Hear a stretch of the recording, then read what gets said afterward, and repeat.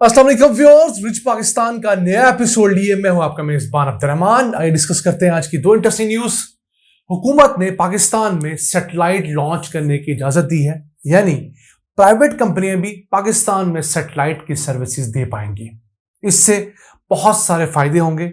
Mobile networks, internet, मौसमियात और दीगर बहुत सारी सहूलियात पाकिस्तान में सस्ती और पायदार मुयसर होंगी। और दुनिया में इस वक्त सैटेलाइट इंडस्ट्री 286 बिलियन डॉलर्स की है, जो अगले 10 सालों में 615 बिलियन डॉलर्स की होने जा रही है। इससे पाकिस्तान में भी फ्यूचर के अंदर सैटेलाइट इंडस्ट्री फरोग पाएगी। किस तरह, वो आज आपको बताएंगे। जबकि आज की दूसरी खबर, दुनिया के चंद बड़े ट्रेड फेस्टिवल्स में एक हेम टेक्सटाइल का फेस्टिवल होता है जर्मनी में, जहां दुनिया भर से होम टेक्सटाइल की कंपनियां जाकर अपनी चीजें एग्जिबिट करती हैं। इस साल पाकिस्तान इस ट्रेड एक्सपो में जाने वाला चौथा बड़ा मुल्क बन गया है।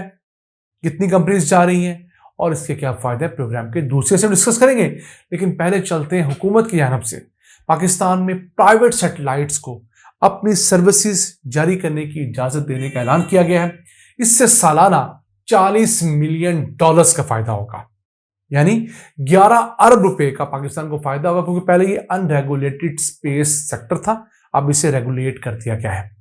नेशनल स्पेस पॉलिसी के तहत अभी इजाजत मिली है। इसके बाद स्टारलिंक जैसी दुनिया भर की जो दीगर सैटेलाइट की सहूलियात मुहैया करने वाली कंपनी हैं, वो पाकिस्तान में एनओसी लेने के बाद अपनी सर्विसेज शुरू कर पाएंगी।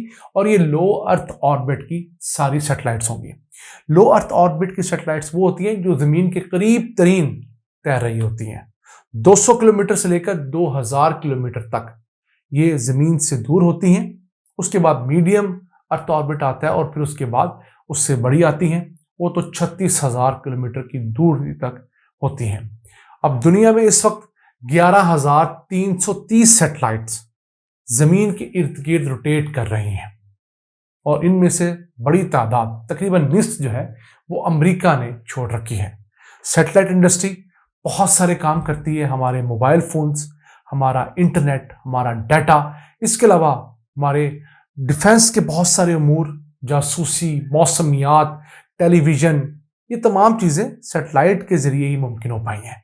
तो अब अगर पाकिस्तान में सैटेलाइट का नेटवर्क इतना बढ़ेगा तो बहुत सारे नए नेटवर्क पाकिस्तान में आएंगे। हम उम्मीद करते हैं पाकिस्तान में मोबाइल नेटवर्क बेहतर होंगे, पाकिस्तान के अंदर इंटरनेट की अवेलेबिलिटी दूर दराज इलाकों तक बहुत आसानी से पहुंचाई जा सकेगी, मौसम को बड़ी जल्दी प्रिडिक्ट किया जा सकेगा, किसानों के लिए, बाकी लोगों के लिए उसके बहुत फ़वाइद होंगे। फिर हमारी मिलिट्री उससे बहुत ज़्यादा फ़ायदा उठाएगी और हम भी जासूसी के मैदान में एक कदम आगे जा पाएंगे। जासूसी दुनिया में एक स्टैंडर्ड है, यानी कि बुरी चीज़ है भी और नहीं भी। हर मुल्क को इसकी ज़रूरत भी है, हर मुल्क दूसरे की जासूसी करता भी है और उसकी भी हो रही होती है। तो इस मैदान में आपको हर हाल में रहना है, खा ये बुराई है, खा ये एक बैड चीज़ है, लेकिन रियासतों को अपने आप को कायम रखने के लिए इस चीज़ पर फोकस करना पड़ता है। अब ये जो कंपनीज पाकिस्तान में आएंगी एनओसी लेने के बाद, ये अपनी आमदन का 6% हुकूमत पाकिस्तान के R&D फंड में देंगी, यानी कि वो जो आमदन देंगी अपनी 6% वो हुकूमत पाकिस्तान रिसर्च एंड डेवलपमेंट पे खर्च करेगी। मैं समझता हूँ ये बहुत अहम है। पाकिस्तान जैसा मुल्क जिसमें आगे ही बहुत थोड़ा R&D फंड है, सिर्फ चंद अरब रुपए का, उसके अंदर अगर हर सेक्टर से R&D आना शुरू हो जाए तो इसको इन्फ्लेट किया जा सकता है। एक्सपोर्टर से R&D फंड ज्यादा लेना चाहिए। दीगर सेक्टर जो बहुत ज्यादा मुनाफा कमाते थे, बैंकिंग का सेक्टर है, इस तरह के, इनसे R&D फंड लेना चाहिए ताकि हम मुल्क के अंदर सैटेलाइट इंडस्ट्री को फरोग दें। फिर यहां पर सैटेलाइट्स बने, इंटरनेशनल सैटेलाइट्स यहां पर आए, पाकिस्तान में एजुकेशन आसान हो सके, रिसर्च एंड डेवलपमेंट पैसा लगे और हम भी दुनिया की तगड़ी कौमों में शुमार किए जाएं। आइए चलते हैं आज की दूसरी आम खबर के नंबर। जर्मनी के अंदर दुनिया के बड़े टेक्सटाइल एक्सपो में से एक हेम टेक्सटाइल का आगाज हुआ चाहता है। इस साल पाकिस्तान चौथा बड़ा मुल्क है जिसने यहाँ पर पार्टिसिपेट किया है। पाकिस्तान से 273 कंपनियां वहां पहुंची हैं।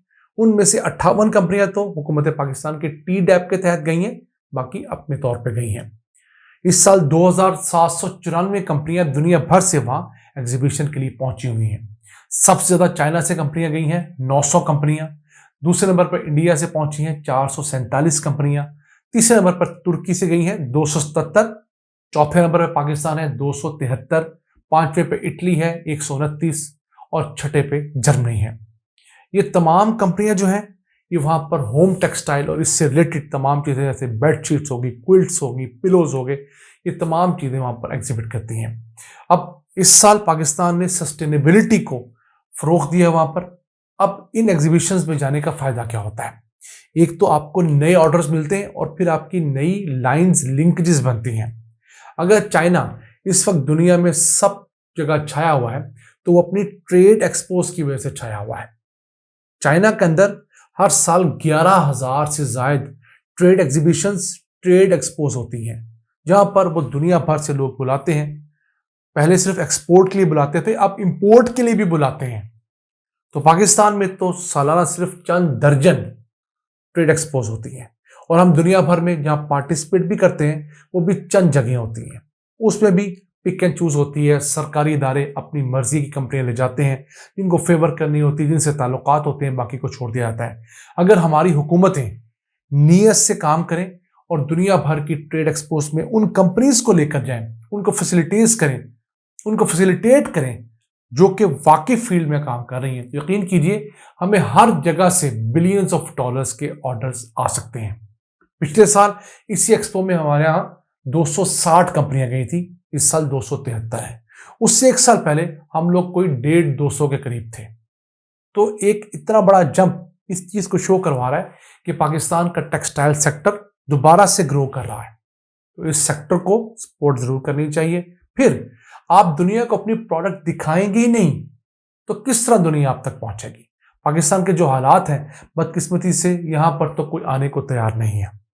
हमारा इमेज इस तरह का नेगेटिव बना हुआ है, एक वजह है। दूसरी वजह यह भी है कि हमारे यहाँ रिसर्च एंड डेवलपमेंट इस फील्ड में भी कम होती है। अब यहाँ के ताजर, यहाँ के इंडस्ट्रीज जब बाहर जाएंगे एक्सपो पे, तो जहां अपना माल दिखाएंगे वहां दूसरे मुल्कों का माल भी देखेंगे, और जब उन मुल्कों का माल देखेंगे, उनकी टेक्नोलॉजीज को स्टडी करेंगे, तो कल को टेक्नोलॉजीज पाकिस्तान लाकर इंप्लीमेंट भी करेंगे और देखेंगे कि दुनिया में किस किस्म की प्रोडक्ट की आजकल मांग है। तो जब उस मांग को फोकस किया जाएगा, उससे मुतल्लिका मशीनरी यहाँ पर लाई जाएगी, तो ऑटोमेटिकली हम यहाँ पर अपग्रेड होंगे।